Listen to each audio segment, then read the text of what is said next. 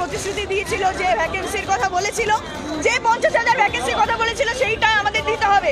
আজকে 13,421 ললিপপে আজকে আমরা ভুলছি না। আজকে যেখানে সরকারি স্কুলগুলো বন্ধ, আজকে যেখানে গ্রামের খেটে খাওয়া মানুষরা আজকে স্কুলে যেতে পারছে না, শুধুমাত্র স্কুলে শিক্ষকের অভাবে স্কুলগুলো বন্ধ হয়ে যাচ্ছে। আমরা শুধু চাইছি আমাদের হাতে এই চপ মুড়ি শিল্প না ধরিয়ে আমাদের চকদাসটা ধরার ব্যবস্থা করুন। আজকে প্রত্যেক জায়গায় বহু শিক্ষক থেকে শুরু করে শিক্ষকরা মার খাচ্ছে রাস্তায় পড়ে পড়ে। আজকে এই পুলিশ, এই সরকার আজকে এই শিক্ষা ব্যবস্থাকে, এই শিক্ষক ব্যবস্থাকে আজকে রাস্তায় আনতে বাধ্য করেছে। আমাদের দাবি একটাই, আমাদেরকে স্কুলে পাঠান। আমরা কিন্তু এই চপ মুড়ি বেচার জন্য টেট উত্তীর্ণ হইনি।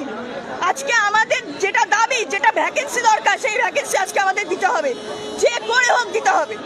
আজকে যেখানে আরটিআই করার পর বারবার বলার পরেও, বিভিন্নভাবে বলার পরেও আজকে যেখানে বলা হচ্ছে যে স্কুল শূন্য, টিচার নেই, সেই শূন্যপদ লুকিয়ে রেখে আজকে আমাদের 13,000 ভ্যাকেন্সি দেওয়া হচ্ছে।